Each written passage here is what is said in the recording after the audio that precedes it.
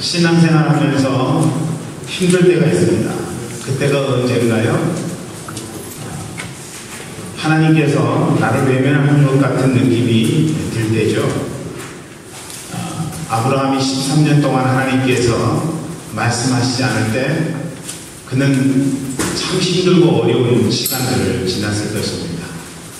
하나님이 우리의 삶 가운데 개입하시지도 않고 응답하시지도 않고 말해도 하나님께서 대답하시지 않는 느낌이 들 때 우리는 우리 삶의 현장 속에서 하나님 나를 외면하시는구나, 하나님 더 이상 내 인생 가운데 함께 하시지 않는구나, 동행하시지 않는구나 하는 그런 느낌을 가지면서 하나님이 이제는 나하고 전혀 상관없는 분이라는 그런 마음의 감정을 갖는 때가 있다는 것입니다. 앞으로 몇 주간 그런 내용들에 대해서 여러분들과 함께 생각해 보기를 원합니다. 하나님께서 나를 외면하는 것 같은 느낌이 들 때 어떻게 해야 되는가, 그 부분을 이제 보기를 원하는 것입니다. 말씀을 통해서 여러분 모두 다 위로와 격려를 받고 하나님과 어떤 상황 속에서도 친밀함을 가져서 하나님 앞에 쓰임받는 복되고 귀한 성도들 되기를 주의 이름으로 간절히 축원합니다. 오늘은 그 첫 번째 시간입니다. 하나님이 나를 외면하는 것 같은 감정이 들면은 신앙생활이 상당히 힘들어지죠. 괜히 감정의 소용돌이 속에 내가 들어가 있는 것 같고, 그리고 슬프고, 심지어는 교회에 나가고 싶지 않은 그런 느낌이 들 때도 있다는 것입니다. 그럴 때가 언제인가? 여러분, 그럴 때가 언제입니까? 하나님께서 내가 드리는 기도에 응답해 주시지 아니할 때 많은 사람들은 하나님께서 내 기도에 응답하시지 않기 때문에 하나님 나를 외면하시는구나 하는 그런 생각을 하게 된다는 것입니다. 그도 그럴 것이 성경에는 너무나도 많은 기도 응답에 대한 약속들이 있습니다.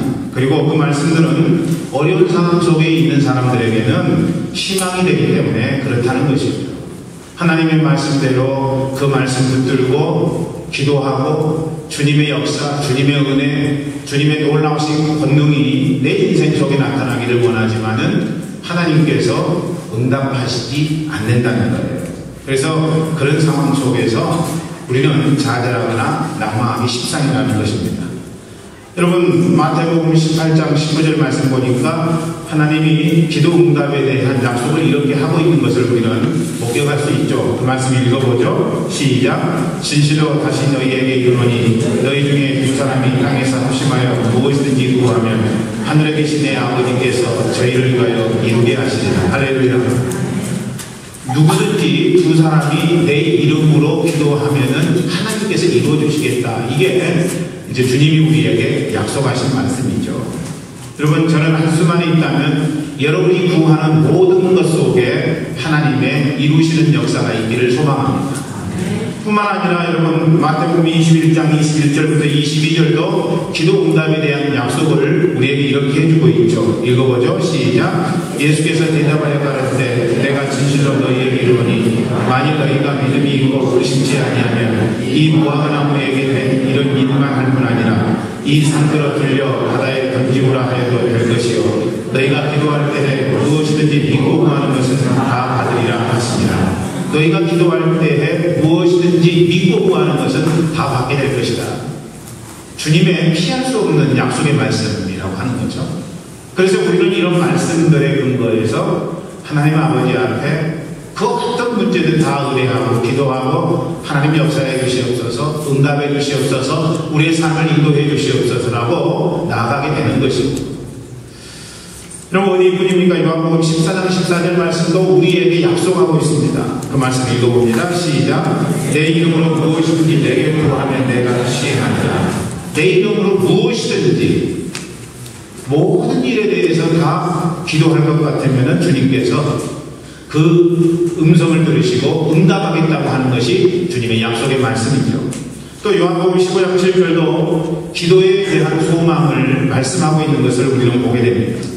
요한복음 15장 7절 시작. 너희가 내 안에 거하고 내 말이 너희 안에 거하면 무엇이든지 원하는 대로 구하라. 그리하면 이루리라. 무엇이든지 원하는 대로 구하면 이루겠다. 그러니까 오늘 우리가 읽어본 말씀들은요, 어떤 특정한 문제에 대해서만 우리가 기도하라고 하는 것이 아니라 어떤 상황이든지 어떤 문제를 갖고 있든지 전능하신 하나님 아버지 앞에 기도하면은 주께서 들으시고 응답해 주시고 이루어 주시고 놀라운 일들로 함께 하시겠다라고 하는 것이 우리 주님의 약속의 말씀이라고 하는 것이죠. 이 약속들을 붙들고 주님 앞에 기도했습니다. 어떤 사람은 병남기를 위해서 기도할 수 있어요. 하나님, 못 고칠 이 질병을 치유해 주시옵소서. 내 문제뿐만 아니라 가족들 중에 암에 걸려서 헤어나올 수 없는 그런 삶의 현장 속에서 하나님께서 절대적인 능력과 권세로 붙들어 주셔서 치유함을 받게 해달라고 하나님 앞에 기도합니다. 또 어떤 사람은요, 사업이 요즘 시원치 않은데 사업의 현장 속에 주님이 동행하여 주셔서 이 사업이 주님 영광을 위해서 거룩하게 쓰임받을 수 있도록 사업이 잘 되는 일을 위해 기도할 수 있습니다. 또 어떤 사람은요, 인간관계가 삐그덕삐그덕거려서 그 인간관계가 잘 되기를 위해서 기도하는 사람이 있을 수 있습니다. 그러나 응답을 받지 못했습니다. 그러면 어떤 생각이 들어요? 하나님 아버지 앞에 당신의 영광을 위해서 열심히 최선을 다해서 기도하라고 하는 그 말씀 따라서 기도했는데 하나님이 응답하시지 않아요. 아무 말씀도 하시지 않아요. 여러분, 우리가 이 땅 살아가면서요, 주님 앞에 고백하는 고백이, 주님, 당신 앞에 영광 돌리고 싶습니다. 이 일 잘 되게 해주시면 이 일을 통해서 거룩하신 하나님 아버지 앞에 응답하는 삶을 살겠습니다. 우리는 하나님 보시기에도 합당하고 내 인생 가운데에도 응답되는 좋은 일들에 대해서 그런 믿음을 갖고 하나님 앞에 기도하는 일들이 얼마나 많이 있느냐는 거예요. 하나님, 내 사사로운 개인적인 이기적인 목적을 위해서가 아니라 전능하신 하나님 당신의 영광을 위해서 이 기도의 제목은 응답되어야만 됩니다 라고 하나님 앞에 기도하는 것들이 있다는 것이죠. 그런데 그런 기도를 해도 하나님이 응답하지 않으신다. 그것을 체험하게 되면요, 우리는요, 정말로 하나님이 내 기도를 들으시는 것일까? 무엇이든지 기도하면 응답하시겠다고 말씀하신 하나님이 왜 기도해도 응답하시지 않을까? 그렇다면 그 하나님은 진짜 실존하시는 하나님이실까? 말씀대로 응답하여 내 인생의 모든 것을 다 기도했지만은 역사하시지 않는 하나님은 정말로 살아계신 하나님이실까? 그러면서 살며시 신앙의 침체함으로 우리가 접어들게 된다는 것입니다. 기도를 해도 응답되지 않아서 신앙의 무기력증에 있는 사람들이 의외로 많아요. 여러분, 그런 분들이 생각보다 많이 있다는 것입니다. 그분들 이야기는 뭐냐면요, 하나님 살아계신다면 이럴 수는 없는 겁니다. 이거예요.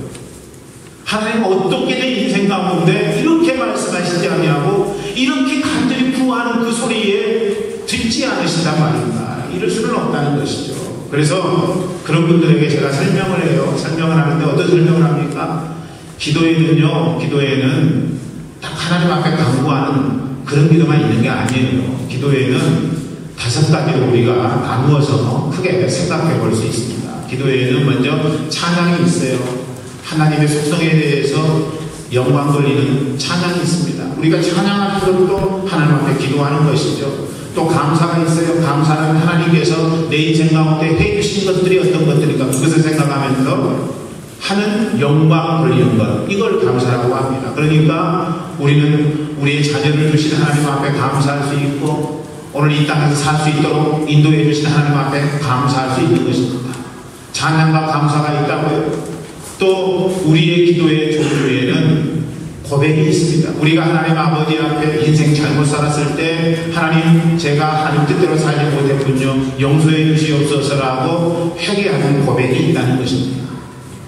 또 한 가지는 내 인생의 문제를 위해서 기도할 뿐만 아니라 하나님께서 형제자매로 불러주신 그들을 위하여 그들의 애타는 문제, 그들의 마음 답답한 문제들을 위해서 대신 중보하는, 대신 기도해주는 중보의 기도가 있습니다. 그러니까 이 5가지 중에 간구하는 것, 내 문제를 위해서 기도하고 내 인생에 해결되어져야 될 상황을 위해서 하나님 앞에 기도하는 것, 이것은 20%밖에 되지 않습니다. 그러니 오늘 하나님께서 우리의 삶 가운데 이런 여러 가지 기도할 수 있는 환경을 주신 것에 대해서 우리는 다 응답해야지 강구에만 초점을 맞추면 안 됩니다. 여러분, 그렇게 설명을 해도요, 이해는 하지만은 감정적으로 여전히 싸늘함을 느끼게 됩니다. 어쨌든 하나님이 내게 응답해 주시지 않았다는 것이죠. 어쨌든 하나님이 내 인생의 이 어려운 상황 가운데 해결해 주시지 않았다는 것이죠. 여러분, 그래서 저는 다시 설명을 합니다. 기도 응답에는 예스만 있는 게 아닙니다. 기도 응답에는 예수도 하나의 응답일 뿐만 아니라 하나님이 때때로 우리 인생 가운데 너 안 돼, 그건 들어주면은 네가 다쳐, 이런 응답이 있을 수 있다는 것입니다. 뿐만 아니라 하나님께서 우리가 열심히 기도할 때 왜 기다려라, 아직 때가 성숙되지 않았고 상황이 되지 않았다, 그러므로 조금만 더 기다려줬으면 좋겠다는 웨이트의 응답을 우리 주님께서 해주실 때도 있습니다. 뿐만 아니라 하나님, 우리가 원하는 것, 그것이 우리의 삶 가운데 옳지 않아서 그 기도의 음성 앞에 체인지시켜주는 체인지의 응답이 있습니다. 그러므로 기도에는 응답의 결과가 4가지 측면에서 우리에게 주어집니다. Yes, No, Wait, Change. 여러분, 이렇게 이야기를 하게 되면요, 조금 나아지는 것 같지만은 여전히 하나님의 외면에 대한 느낌을 지울 수가 없다는 것입니다. 이 경우 여러분은 어떻게 소속하십니까? 하나님이 내 인생 가운데 응답해 주시지 않은 것 같은 느낌이 될 때, 난 기도 못해, 이렇게 응답하는 사람들이 있을 수 있습니다. 그런데 우리가 그렇게 응답하면 안 된다는 거죠. 여러분, 우리는요, 하나님 앞에 응답을 못 받은 것 같은 느낌이 들 때에도 끊임없이 하나님 앞에 기도하는 사람을 살아야 된다고 하는 거예요. 저는 이렇게 생각을 합니다. 첫째로, 하나님이 내 기도에 외면하는 것 같은 느낌이 들 때 어떻게 해야 하느냐? 예수님 하신 약속의 문자적인 부분만을 보지 아니하고 예수님이 말씀하신 그 말씀의 의미를 생각하게 된다는 것입니다. 문자적으로는요, 구하면 다 받는다고 했으니까 구해서 받는 건 당연합니다. 그런데 이런 경우를 여러분이 생각해 보았는가 하는 것입니다. 한일 간 축구에서 일본의 그리스도인들, 또 한국의 그리스도인들이 우리 한국이 또는 우리 일본이 이기게 해달라고 기도할 때 여러분, 하나님이 어떤 기도에 응답하시겠는가 하는 것입니다. 어떤 기도에 응답하시겠어요? 우리 한국 사람들의 기도를 주님이 특별히 생각하셔서 이기게 해주실까요? 지난번에 축구에 있는데 3대 0으로 맞췄죠? 3대 1인가요? 아마 그때 우리 한국의 그리스도인들이 일본이 이기게 해달라고 많이 기도했을 거예요. 근데 하나님께서 우리의 기도에 응답해 주신다고 한다면은 당연히 우리 한국을 이기게 해주셔야 되는데 그렇지 않았단 말이에요, 결과는. 여러분들 중에는 연세대 나오신 분도 있고 고대 나오신 분들도 있는데 농구 라이벌전이 유명하죠. 근데 라이벌전 할 때 고대에 다니는 크리스찬들이 고대가 이기게 해주시옵소서, 연대에 다니는 크리스찬들이 우리 연대가 이기게 해주시옵소서. 그러면은 하나님이 굉장히 헷갈릴 수 있다는 것입니다. 쟤들의 이야기를 들어줄 수도 없고 얘들의 이야기를 들어줄 수도 없고, 여러분, 그런 일들이 우리의 삶 가운데 있을 수 있다는 것이죠. 하나님께서 어떤 한쪽의 기도에 대해서 응답을 하게 되면요, 응답을 받은 쪽이 있기는 있지만은 응답을 받지 못한 쪽도 항상 생기기 마련이라고 하는 것입니다. 그래서 응답받지 못한 쪽에서는요, 어떤 생각을 가질 수 있어요? 하나님이 내 기도에 응답해 주지 않았으니까 하나님을 잘못되신 분, 나쁜 분으로 볼 수 있다는 것입니다. 꼭 얘들과 같은 그런 모습을 갖는다는 거예요. 얘들은 어떻습니까? 뭐 조금만 주지 않으면은요, 삐지고요, 아빠 나빠, 엄마 나빠, 뭐 이렇게 응답하잖아요. 예? 그런데 우리의 신앙생활 속에서 얘들이 하는 모습과 똑같은 모습으로 반응할 때가 있다는 것입니다. 심지어 기도하면은요, 모든 것을 받을 수 있다고 말씀하신 예수님조차도 겟세마네 동산에 기도를 응답받지 못했다는 사실을 여러분 생각해 보셔야 돼요. 하나님 할 수만 있다면은 이 잔을 내게서 지나가게 하시기를 원합니다. 피땀을 흘리면서 밤이 새도록 하나님 아버지 앞에 기도했다는 것이죠. 그런데 하나님이 응답해 주지 않으셨어요. 어디 이분입니까? 여러분, 바울은요, 육체의 가시를 위해서 40일 금식 기도를 3번이나 하나님 앞에 드리면서 했습니다. 하나님이 육체의 가시를 치유해 주시기를 원합니다. 하나님 낫게 해주세요. 고쳐주세요. 그런데 여러분, 하나님이 응답하시는 응답은 뭐냐면요, 네게 네 은혜가 족하다라고 말씀하셨어요. 한번 생각해 보세요. 바울이 능력의 사람이었어요. 바울이 가는 곳마다 하나님의 성령의 역사가 있었습니다. 여러분, 바울이 예수님처럼 머리에 손을 얹으면은요, 죽은 자가 살아나고, 그리고 병자들이 회복되는 역사, 치유의 역사가 있었다는 것입니다. 그런데 그렇게 병치유 사역을 감당하는 바울의 인생 가운데 어느 날 안수하려고 보니까, 여러분, 바울이 안고 있었던 육체의 가시가 간질이라고도 하고 안질이라고도 하는데, 어쨌든 질이 들어가는 것은 똑같습니다. 간질을 여러분 한번 바울이 알고 있었다고 생각해 보세요. 머리에 손을 얹고 기도하다가 갑자기 간질 증상이 일어났단 말이에요. 여러분, 뒤로 자빠지면서 배고픔 멀고 침을 흘리는 그런 현상이 있었다고 생각해 보세요. 그러면 사람들 앞에서 바울이 가오가 나겠어요? 폼이 나겠어요? 네 병이나 고쳐라. 사람들이 이렇게 이야기할 수 있다는 것입니다. 그렇기 때문에 바울이 하나님 아버지 앞에 40일 금식 기도를 하면서 하나님 고쳐주세요, 인도해주세요, 치유해주세요, 역사해주세요, 권능의 은총으로 함께해주세요, 이런 기도를 하나님 앞에 많이 드렸다는 것입니다. 그런데 응답하지 못했다는 것입니다.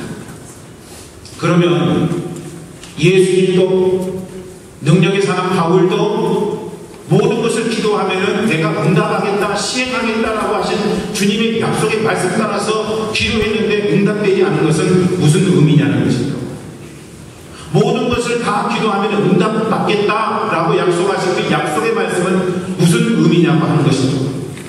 여러분, 그것은요, 다른 거 아니에요.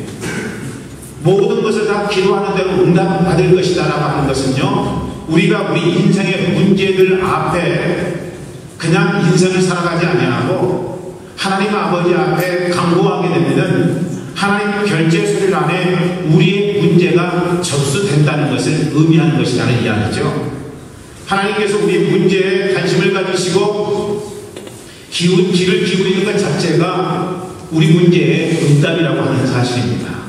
그렇기 때문에 여러분, 우리가 하나님 아버지 앞에 우리의 문제를 갖고 나아갈 때 하나님이 우리의 기도의 문제를 접수해 주는 것, 그것 자체만으로 우리는 하나님 앞에서 응답받았음을 믿음으로 고백하는 작업이 필요하다는 것이죠. 또 한 걸음 더 나아가서요, 내가 기도한 것이 이제는 내 문제가 아니라 누구 문제가 되었다는 거예요? 하나님 문제가 되었다는 것입니다. 지금까지는 내 인생의 문제를 내가 해결해야 되고 내가 수습해야 되고 여러분, 내가 책임져야 됐는데 하나님 아버지 앞에 기도하는 그 순간 그 문제는 누구의 문제가 되어버리냐면은 하나님의 문제가 되어버린다고 하는 사실입니다. 하나님 문제가 되었으니까 누구 뜻대로 문제가 해결됩니까? 하나님 뜻대로 문제가 해결돼야죠. 더 이상 내 문제가 아닌 거예요. 내 문제였을 때는 내가 내 원하는 방식대로 문제를 해결해야 되지만은 내가 하나님 앞에 기도할 때 그 문제가 하나님 것이 되어버리면 하나님께서 그 순간부터 하나님 방식으로 그 문제를 해결해 나가신다는 이야기입니다. 문제는 기도해 놓고 여전히 내가 그 문제의 주인이라고 하는 사실입니다. 그런 분들이 얼마나 많이 있어요. 오늘 이 자리에 앉아있는 여러분 또한 그렇지 않습니다. 하나님 앞에 기도했으면 그 문제의 주인이 하나님이기 때문에 나는 더 이상 문제 때문에 스트레스 받지 않냐고 걱정하지 않냐고 주님 앞에 맡기는, 나는 인생 살면서 최선을 다하는 삶이 필요한데 그렇게 하지 않아요. 그렇게 하지 않습니다. 하나님 앞에 기도해 놓고도 여전히 그 문제의 주인은 누구예요? 나예요. 안 돼요. 기도를 받으신 주님은요, 선하신 분이십니다. 그것을 오늘 말씀 11절 12절을 이렇게 우리에게 말씀해 주시죠. 같이 읽어볼까요? 누가복음 11장 11절 12절입니다. 시작. 너희 중에 아비 된 자 누가 아들의 생선을 달라 하면 생선 대신에 뱀을 주며 아들 달라 하면 정갈을 주겠느냐. 아비 된 자들은요, 다 이렇게 자녀가 원하면 좋은 것을 준다는 거죠. 절대로 해가 되는 것, 나쁜 거 주지 않는다는 것. 하나님도 동일하다는 것입니다. 하나님은 인격적인 하나님이시기 때문에 우리의 삶 가운데 임하시는 하나님도 우리의 아버지들이 임하는 것과 같이 똑같이 역사한다는 것이죠. 그리고 그 하나님은 선하신 분이기 때문에 우리의 간구에 틀림없이 응답하시고 좋은 것을 허락해 주시게 됩니다. 여기서 우리가 짚고 넘어가야 될 부분이 있는데요. 그 뭐냐면은 우리가 원하는 것이 꼭 선하다고 이야기할 수 없다는 것입니다. 우리는 우리가 간구하는 것, 이루어지기를 원하는 것이 선하기 때문에 하나님 앞에 기도하지만은 하나님 측면에서 보면 우리가 선하다고 생각했던 그 응답이 선하지 않을 수 있다는 거예요. 하나님은 그걸 아시는 분이십니다. 전능하신 분 아니세요? 그렇기 때문에 하나님은 그걸 아세요. 그래서 우리는 하나님을 경륜의 하나님이라고 이야기하는 것입니다. 경륜의 하나님이라고 할 때 그 경륜은 무엇을 예고하는 단어냐면요, 지름길. 여러분, 우리가 인생길을 걸어가면서 지름길로 가기를 원하잖아요.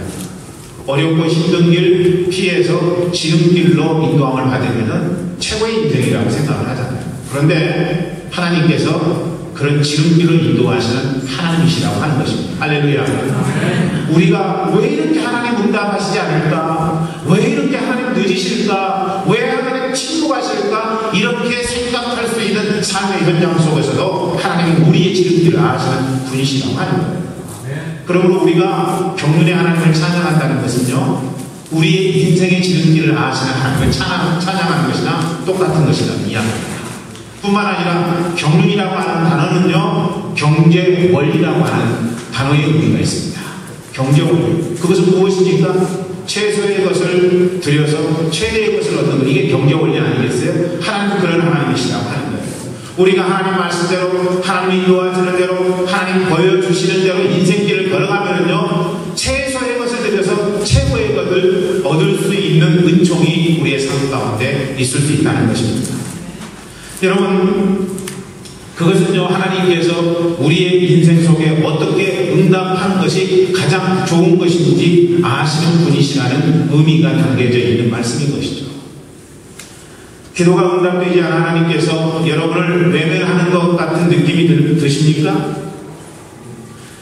그것으로 심한 신앙적인 갈등 가운데 여러분 거하시지는 않습니까? 그렇다면 그때 우리가 해야 될 일은 뭐예요? 다른 거 아니에요. 좋으신 하나님께서 허락하신 경륜의 역사를 기대하는 거예요. 할렐루야. 하나님께서는 분명히 역사하실 것이다. 하나님께서는 분명히 나에게 최고 좋은 것을 허락해 주실 것이다 라고 하는 거예요. 그래서 우리가 해야 될 일은요, 하나님이 응답하시지 않을 때에도 다시 힘을 내서 하나님 아버지 앞에 기도하는 것입니다. 기도하면은요, 하나님 결제서를 안에 우리의 기도가 접수되고 내 문제가 드디어 내 문제가 아니라 하나님 문제가 된다는 거예요. 여러분 모두 다 이 사실 앞에 흔들리지 아니하고 믿음을 다잡기를 주의 이름으로 간절히 축원합니다. 두 번째 어떻게 하느냐? 하나님이 응답하시지 않고 외면하는 것 같은 느낌이 들어서 내 삶이 뒤죽박죽 침체의 수렁에서 나오지 못할 그때 여러분 우리는 어떻게 해야 되느냐? 일시적인 기도가 아니라 하나님의 뜻과 목적을 알아가는 거시적인 기도를 하나님 앞에 드리는 것이라는 거죠. 여러분 기도하는 이유는요, 궁극적으로는 하나님의 뜻과 하나님의 목적을 알아가는 데 있습니다. 삶의 문제가 해결되는 것보다도 이 세상을 다스리시는 하나님의 뜻과 목적이 기도를 통해서 내 삶 가운데 하나씩 발견되고 또 하나씩 발견되는 것. 그래서 내가 하나님의 뜻과 목적을 알 수 있게 되는 것. 이것이 참된 기도의 목적이라고 하는 것입니다. 여러분 우리가 기도하는 것은 일시적인 기도를 통해서 내 삶 가운데 해결되지 않는 문제들 해결받는 것, 이것도 중요하죠. 더 중요한 경우는요, 하나님의 뜻과 목적을 내가 하나씩 알아가고 그래서 하나님을 더 많이 체험할 수 있는 것, 이것이 여러분 진정한 기도의 더 선행되는 목적이라고 하는 것입니다. 성경에는 자기 자신을 죽여달라고 할 정도로 삶의 침체에 빠진 사람이 세 사람 정도 등장합니다. 누구예요? 모세가 그랬습니다. 모세. 두 번째로 엘리야가 그랬습니다. 세 번째로 요나가 그랬어요.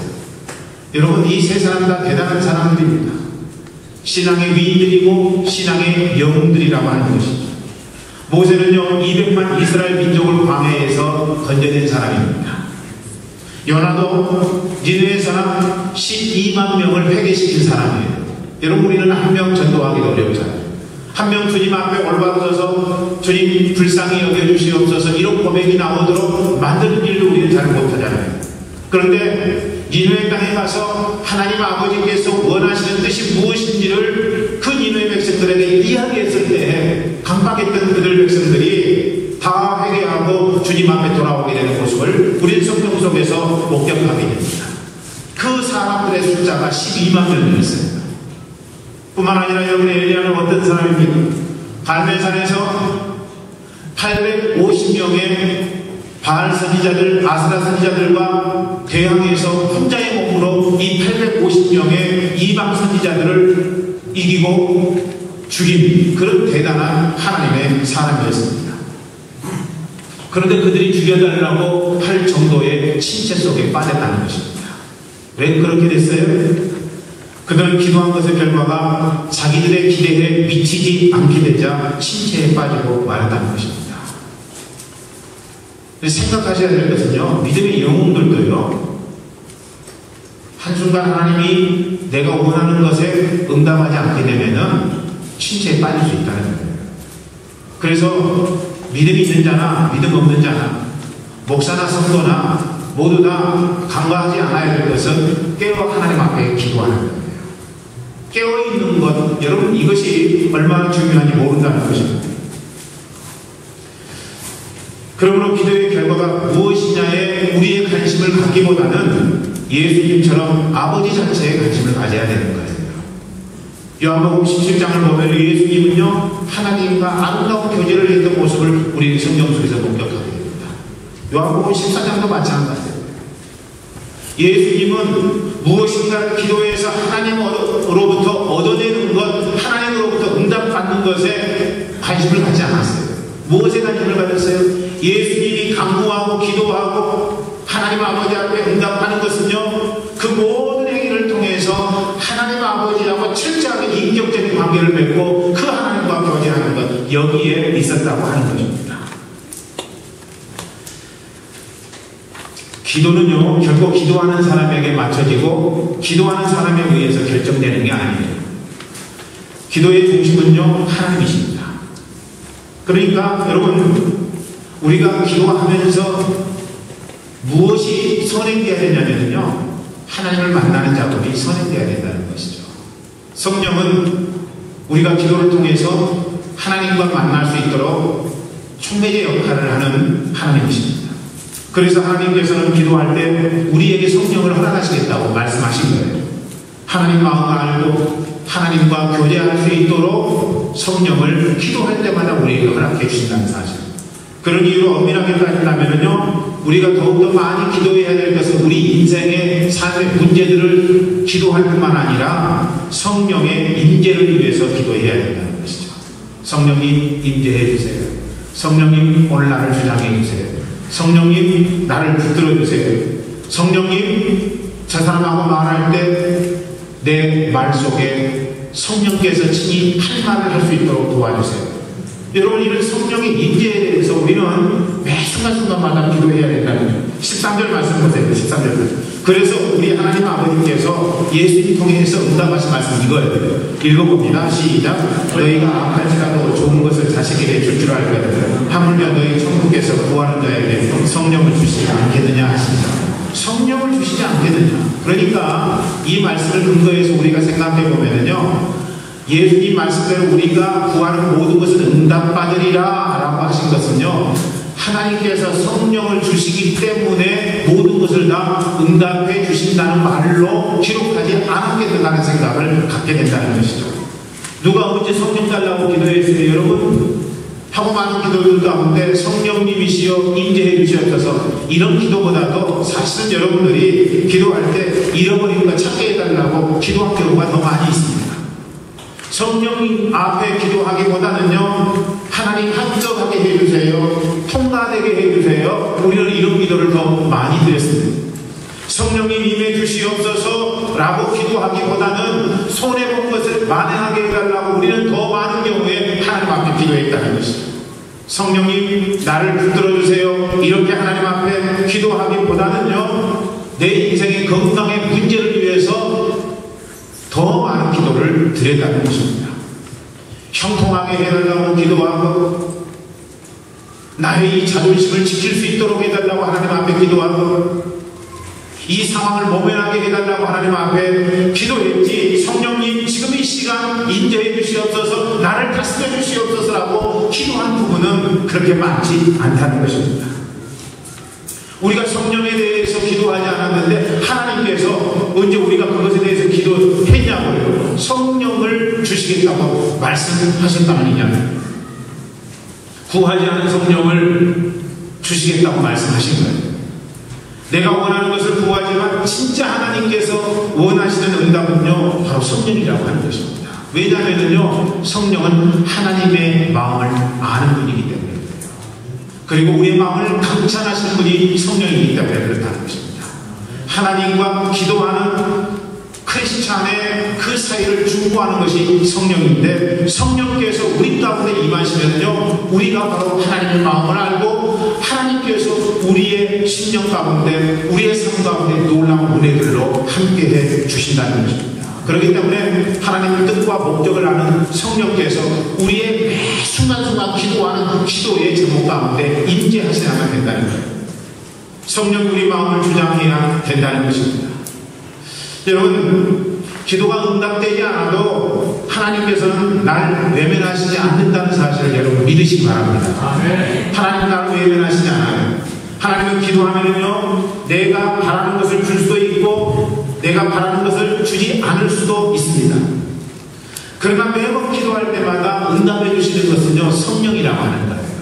내가 기도하면 성령님이 임하시고요, 내 눈에 목격되어져야 될 기도 응답은 없다고 할지라도 성령님이 임하신다는 거예요. 매번 기도할 때마다, 매번 간구할 때마다 그렇다는 것입니다. 우리가 해야 될 일은요, 성령을 통해서 다시 한번 하나님 아버지를 깨닫고 느끼는 것, 그것이 우리의 삶 가운데 진정 필요한 일이라고 하는 거예요. 자, 이제 우리가 기도에 응답되지 않은 우리의 삶을 보면서 하나님께서 나를 외면하신다는 느낌이 들 때 어떻게 해야 되는지 결론을 낼 수 있습니다. 그 결론이 뭐예요? 첫째, 기적의 신앙을 걸었다가 신앙 잃지 말라는 거예요. 다시 한번 여러분에게 말씀드립니다. 기적의 신앙을 걸었다가 신앙 잃지 말란 말이에요. 많은 사람들이 하나님 앞에 기도하고 하나님 앞에 간구하고 하나님의 기적적인 역사, 세상 사람들이 다 감당하지 못하는 그런 놀라운 은혜를 경험하기를 원한다는 것이죠. 그런 것이 있으면은 신앙이 업이 되고, 그런 것이 없으면 체험되지 않으면 신앙이 다운되는 그런 경우가 굉장히 많다는 것입니다. 근데 오늘 이 시간 여러분에게 내려드리는 결론은 뭐냐면요, 기적에 여러분 신앙을 걸지 말라는 거예요. 여러분, 그러면 어떻게 해야 됩니까? 내 삶 가운데 기적 하나도 없으면 어떻게 신앙생활을 해야 됩니까? 여러분, 이렇게 이야기할 수 있는데요, 신앙이라고 하는 것은 내가 하나님 마음을 알아서 그 하나님과 함께하는 삶입니다. 이것을 우리는 신앙이라고 이야기하는 거죠. 인생길을 걸어갈 때 나홀로 걷지 아니하고 하나님과 함께 걷는 거예요. 스텝 바이 스텝으로 하나님께서 인도해 주시면은 나도 한 발자국 떼고, 내가 인생길을 걸어갈 수 없을 때에는 우리 주님께서 나를 얻고 인도해 주시는 그런 삶이 바로 여러분 신앙이라고 하는 것입니다. 그러니까 기적이나 기도 응답은 뭐예요? 하나님과 내가 철저하게 하나가 되어서 스텝 바이 스텝으로 인생길을 동행하게 될 때 그때 나타나는 결과가 돼야 된다는 것이죠. 할렐루야. 두 번째로, 여러분, 우리는 어떤 삶의 결론을 내릴 수 있어요? 내 삶 가운데 기도했는데 기도 응답되지 아니하고 하나님께서 나를 외면하는 것 같은 느낌이 들 때 우리는 어떤 결론을 내릴 수가 있느냐? 그때에도 우리가 할 일은 뭐냐면은, 하나님께서는 지금도 이 순간도 나를 위해 일하고 계시다는 사실을 내가 믿음으로 고백하는 것이라는 이야기죠. 여러분, 내가 초라한 것 같은 느낌이 들어요. 내 진짜 이런 인생 살기 힘들다 하는 그런 초라한 마음이 내 마음 가운데 듭니다. 또 어떤 때는요, 내가 감정의 깊은 고래에 있는 것 같은 느낌이 듭니다. 그렇지 않습니까? 내가 도저히 살 수가 없다. 내가 도저히 신앙생활 할 수가 없다. 여러분, 그게 언제부터 내 마음 가운데 쌓여있는 건지는 모르겠지만은 어쨌든 그런 마음이 내 마음 가운데 있다는 거예요. 또 어떤 인생은요, 어제까지는 하하하고 그렇게 즐겁고 기쁘고 행복하게 살았는데 오늘 갑자기 마음 가운데 감정이 깊은 골 속에 들어가는 사람들도 있습니다. 그럴 때 우리가 어떻게 해야 되느냐? 그 순간에 하나님은 지금 나를 빚으시고 계시다는 사실을 우리가 고백하는 거예요. 할렐루야.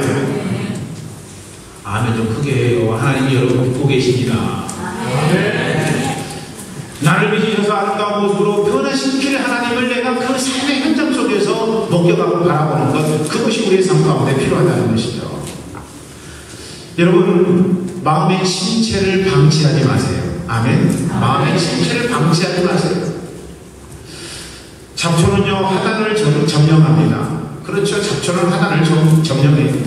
조금일 때 그 뿌리를 제거해야 돼요. 자꾸 놔두면은요, 침체로 우리가 나가게 된다는 거예요. 그렇기 때문에 우리의 마음속에 침체의 기운이 약간 보일 때 우리가 어떻게 해야 돼요? 내 마음속에 자리 잡으려고 하는 잡초를 뽑아내야 된다는 것이죠. 특별히 마음의 화단을 잡초에게 내주지 않으려면요, 생각을 자꾸 몰아가지 마세요. 생각을 자꾸 몰아가는 것은요, 안 돼요. 방황 이렇게 자꾸 몰아가요.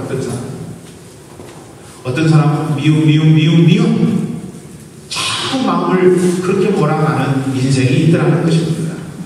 여러분, 사탄이 주는 열등감, 그 열등감으로부터 벗어나세요. 아멘. 우리는 결코 우리에게 열등감으로 응답하라고 인도하시지 않습니다. 비교의식, 여러분 그것으로부터 벗어나셔야 돼요. 뿐만 아니라 외로움으로부터 벗어나세요. 아멘.